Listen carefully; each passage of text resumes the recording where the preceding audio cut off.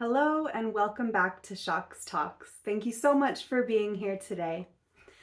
In this series so far, I've been talking about UFOs and UAPs by working through a timeline of major events and tying them into things that are happening today. I want to start this episode with a quick recap of what we've covered because things are continuing to ramp up in the Congress after the last hearing. And we'll take a quick look at a case from the 1980s, and then we're going to get into what's happening next in current UFO-related events.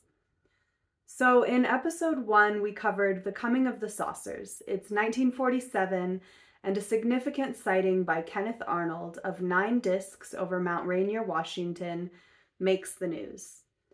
The U.S. is hit with a flying saucer craze, and less than a month later, the famous Roswell incident occurs in New Mexico. Episode 2 covers the Roswell incident, and in 3, we move into the 50s and take a quick look at a sighting known as the Lubbock Lights in Texas. This is also the episode where I break down what was said by the witnesses in the July 26 hearing. There is a recap of some questions from Congress and answers given by Ryan Graves, David Grush, and David Fravor. Episode 4 is our first look at an abduction case, and it's the famous Betty and Barney Hill story from 1961.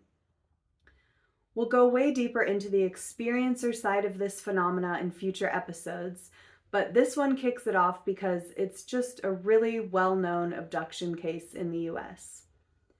In episode 5, we move into the 70s and begin discussing remote viewing, which has a really important connection to the UFO phenomena as well as abduction and contact experiences. Remote viewing is one way of defining a specific version of psychic ability, but telepathy is another aspect of this topic. I'm really excited to talk a lot more about all of that, but we're going to continue down our timeline of major events first, and we've now made it up to the 1980s. So today, let's talk about what some people call Britain's Roswell, the famous Rendlesham Forest case.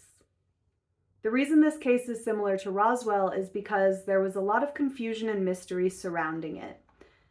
The initial reporting contained some errors in terms of the exact dates, so when people went to find radar recordings, nothing was showing up.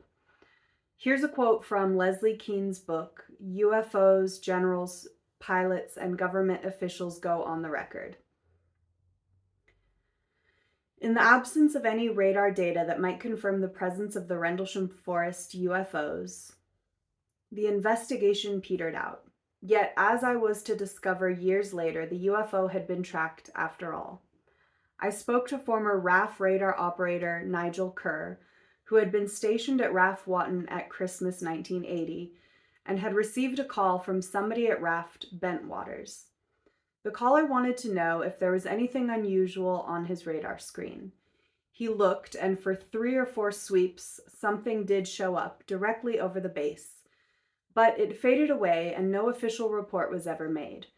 It was only years later that Kerr even heard of the Rendlesham Forest incident and realized he might have a missing piece of the puzzle.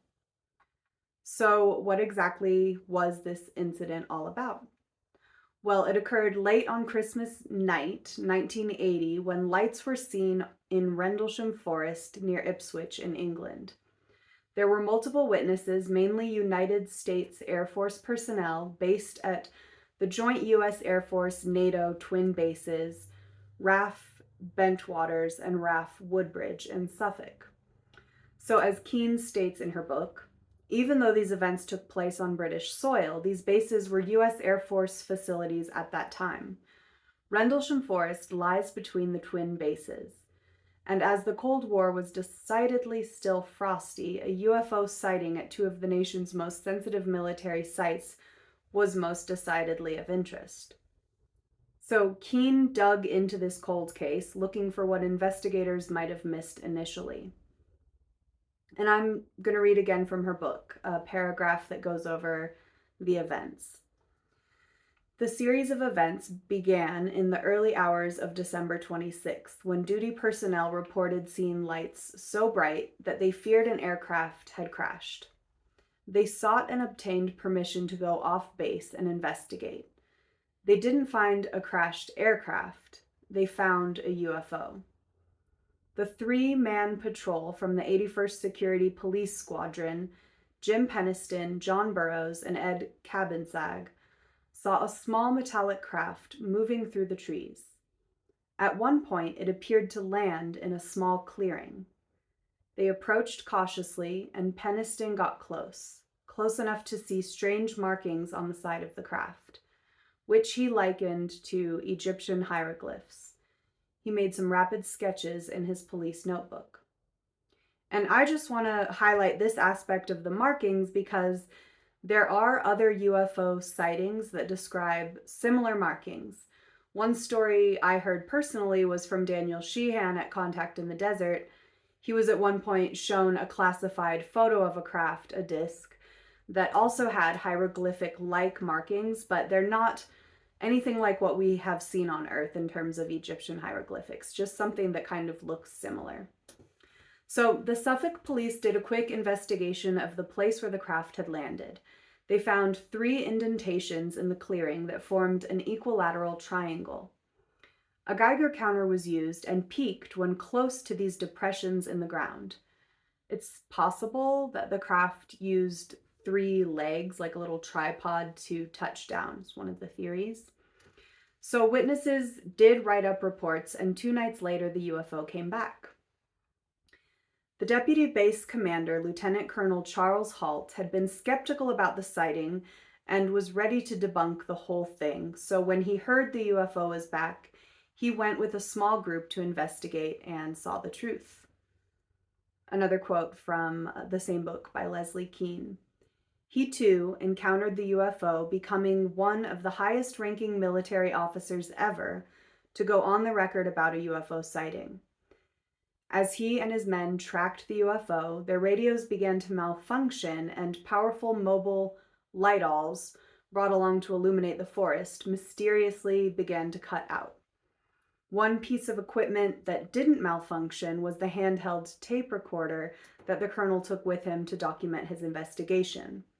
The tape recording still survives, and one can hear the rising tension in Halt's voice and in the voices of his men as the UFO approaches. I see it too. It's back again. It's coming this way. There's no doubt about it. This is weird. It looks like an eye winking at you. It almost burns your eyes. He's coming towards us now. Now we're observing what appears to be a beam coming down to the ground. One object still hovering over Woodbridge Base, beaming down. At one point, the tension in their voices almost seems to become panic as the UFO makes a close approach and fires light beams down next to Hall and his men. Following these events, Charles Halt wrote an official report of the incident and sent it to the to the Ministry of Defense. So in his description, the UFO was metallic in appearance and triangular in shape.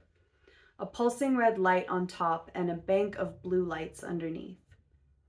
The animals on a nearby farm went into a frenzy and radiation readings were taken from the landing site. So that's Rendlesham Forest at a glance. You can Google it or search Spotify for podcast episodes that cover this specific incident, YouTube videos, and of course there are books and even a documentary, which I haven't seen. I chose to read from Leslie Kean's book because she's still really important in terms of things that are happening today. And remember, it was Kean who wrote the story for the New York Times back in 2017 with Ralph Blumenthal that told of David Fravor's Tic Tac experience. Fravor, one of the witnesses in the July 26 hearing. And all of that helped to lead us to today's progress in disclosure. I've linked Kean's website before on one of these episodes, but today I'm giving you the link for her media page specifically. There's a lot of interesting stuff on there, interviews and articles, and I think she's a great person to follow on this topic. I'm all about finding the most credible sources and staying away from things that feel flimsy or sensational because that type of stuff waters down the truth, and the truth is what I'm after. So, in a recent article from Liberation Times, Christopher Sharp brings up Britain's denial of UFO retrieval programs. And I'll just read you the beginning of this article, which was published on August 4th, 2023, and is linked below. The UK's Ministry of Defence, MOD, has told Liberation Times that they have no knowledge of crash retrieval programs relating to the material of unexplained origin. The MOD's denial comes after allegations of potential Five Eyes alliance involvement in crash retrieval and reverse engineering programs relating to materials and craft of non-human intelligence. Last week, at a congressional hearing, former senior intelligence official David Grush alleged under oath that such rogue programs exist without democratic oversight. His allegations have been found credible and urgent by the U.S. intelligence community's Inspector General. Speaking last night on the UK's BBC Radio 4, and when asked whether this alleged cover-up extends to other nations, Grush responded, "It does cross into other countries and other allies to include the Five Eyes alliance, which is something I've already stated publicly." He added, "It is certainly not an American issue." And what is the Five Eyes Alliance? The Five Eyes is an intelligence alliance that includes Australia, Canada, New Zealand, the United Kingdom, and the US. And on this topic of the UFO phenomena not being an American issue, I want to do another episode that helps paint a picture of how global this really is. There are sightings happening all around the world, and it's been going on forever. There's a really interesting episode of Richard Dolan's show on YouTube where he talks to a ufologist in South Korea about things that have been reported there throughout history, and that's linked below if you want to check that out. There's been sightings in Brazil, Mexico, Canada, Australia, Russia, France, Chile, Argentina, Japan, and China. So when you hear Americans questioning why all the UFO sightings seem to come out of the US, it's because we are living in a kind of bubble here, and we don't always have a good sense of things that are going on outside of our own country. There's also a lack of transparency in other places, just like here, and reporting systems are not yet in place everywhere, so we're all kind of facing the same issues around this stuff, which is why it's really exciting to see Congress getting more involved, and it's something that the rest of the world is watching as well. So there's this guy I follow on TikTok. His name is Lester Nair, and his TikTok handle is Elroy Spacely, and he talks a lot about UAP policy. I recommend checking out his videos because he goes really deep on all of this stuff, especially the current happenings, in a really intelligent way. And here's some news that I learned about through his channel. The process for whistleblowers to come forward is in full swing. People can either go to Arrow or directly to Congress to report what they know. Many high-level people are coming forward, and a variety of information is being collected. Most of the people coming forward have held really high-level clearance positions. There's no good reason for them to be making these things up, and there are still more people rumored to be considering coming forward. So some people are probably still trying to feel out whether or not it's safe. The Congress has been working towards UFO disclosure for some time now. There's been legislation in 2021 and 2022 in the NDAA, which is the National Defense Authorization Act, and the IAA, the Intelligence Authorization Act. That legislation was a direct result of Congress being in conversation with these whistleblowers and starting around 2019.